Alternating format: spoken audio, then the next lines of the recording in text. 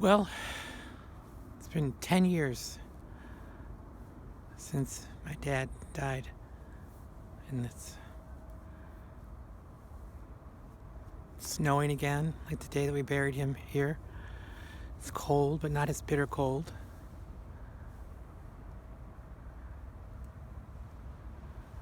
Here we are in Southwest Detroit, and I just wanted to remember Dad today. Here's a picture of Dad. Me and Dad, 22 years ago, at the table at our house. He came to visit, and we had coffee and Entenmann's. Dad had a sweet tooth. So honoring Dad's love of a good cake. I used to make carrot cake for him, and I haven't made that in a while, but I started something new for him. I made a rum cake. I've made them for years, but not for him. I always made him carrot cake. But anyway, last night I made some more rum cakes for today. So we're going to have some coffee and a toast, and I'm going to read a little something, and then I'll be on my way. So, there's Dad. I have some coffee. And get our cake right here. Put this one back. Yeah, Dad had a sweet tooth. He'd like to have his coffee and cake and talk. So that's what we're going to do.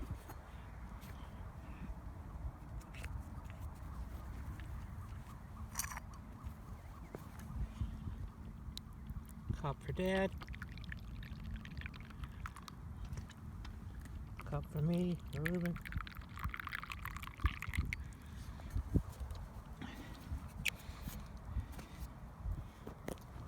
And I wrote this little story.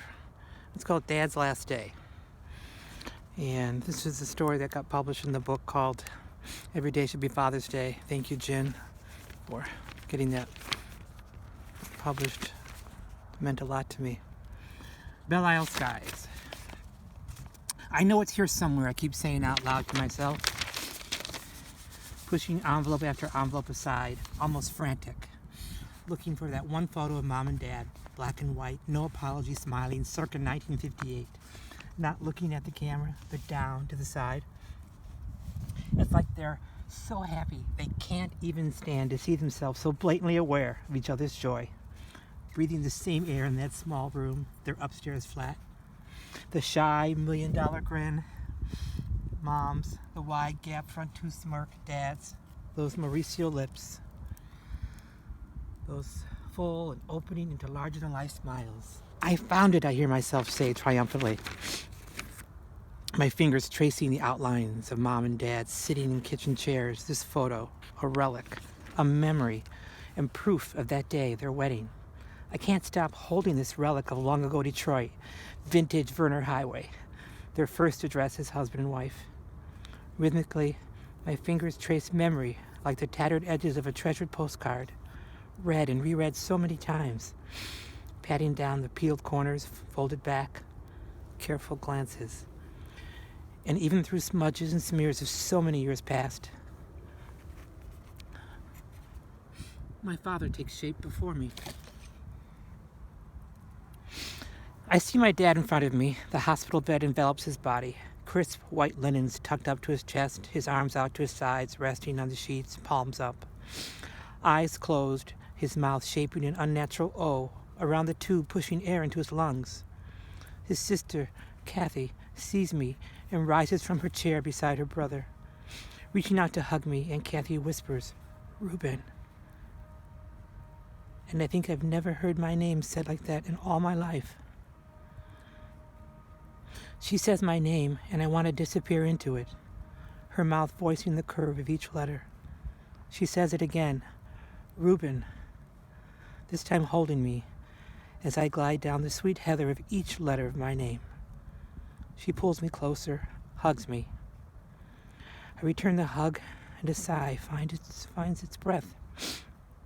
Still, with her left arm gentle on my back and my right arm around her waist, I hear more talking, That same voice saying, "Ruben's here, Roy."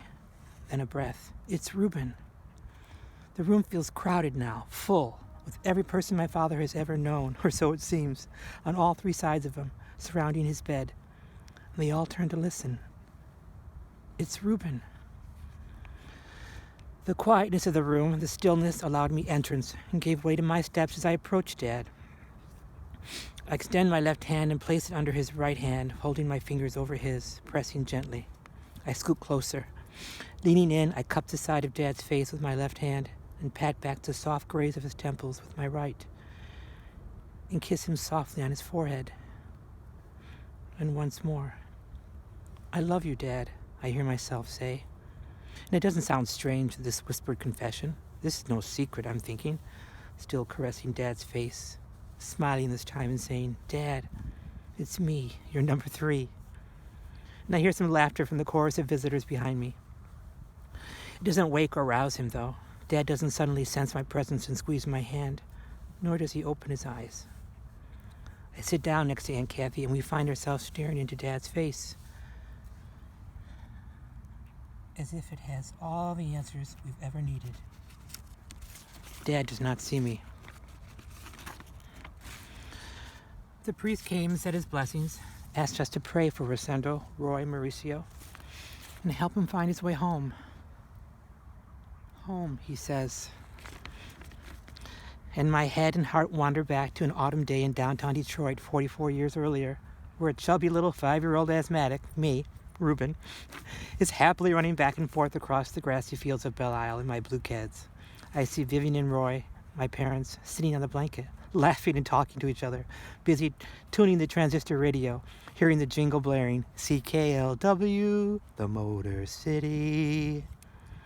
The wind catches my kite, and I chase it up and down and over the grass and around the picnic tables, and my joy is boundless until I can't breathe. I don't see my father and my mother running to help me as the kite billows away over the Detroit River and beyond. I wake up in the hospital hours later in an oxygen tent with the strangest sight I'd ever witnessed in my life. Both of my parents, one on each side of me, each of them holding one of my hands, staring at me and whispering over and over, "Mijo, mijo, mijo, my son, my son, my son." My mother crying, my dad looking right at me. He sees me. It's not time yet, but I already feel the goodbyes people are saying and praying and feeling, filling up the air in Dad's hospital room. It's happening too fast, but it's time. The post-op sepsis has spread. Is it okay to give Dad a little more morphine? I asked the attending physician. He's struggling. The breaths are harder now. We all inch closer to the bed, too close. My sister Angela runs out of the room. Rachel, my youngest sister, she yells out, "I love you, Dad. You know I love you," as if she were at a boxing match, and you yell out to let your fighter know you support him. My brother Valentino gasps. He's on his knees by Dad's bed, right up by his face, speechless. I'm at the foot of Dad's bed, and I see him. I see him in his kitchen on West Lafayette, playing poker at the kitchen table, beckoning everyone to place their bets and get this show on the road, he says. Dad sees me enter the kitchen through the rounded doorway, and he suddenly stands up, throws up his arms in mock surprise and shouts, "Ruby Dooby Doo," his silly nickname for me, and says, "I love you, kiddo." And I remember how my face felt then.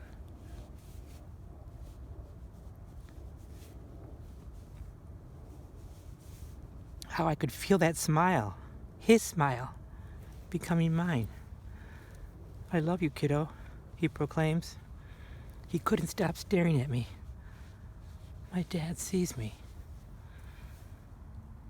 So, Dad, I'm looking back and I see you. It's Christmas time.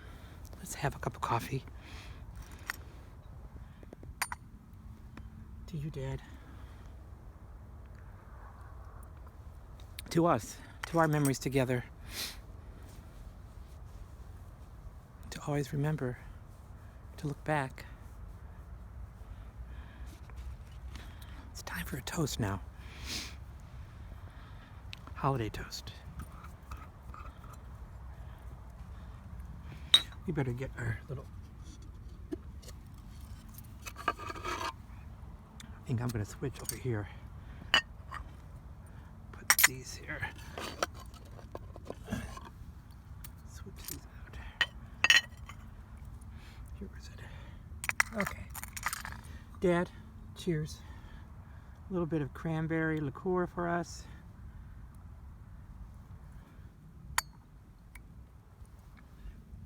One for you, one for me. And we've got to drop a couple frozen cranberries in there. Oops.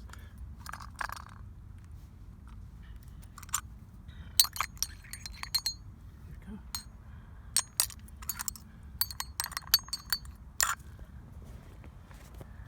So,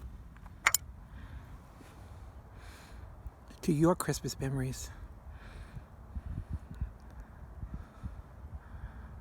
I don't want to confuse this with sadness, because sure there's sadness, but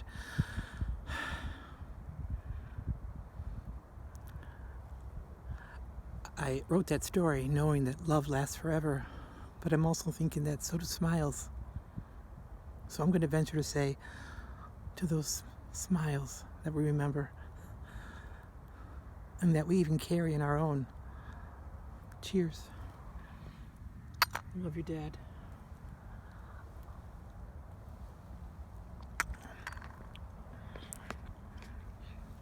Well, my dad died. It was a Sunday, December 19th. And we all left, said our goodbyes and our prayers over him, with him. And then we were outside the parking lot. And I said, no, I can't, no. I have to go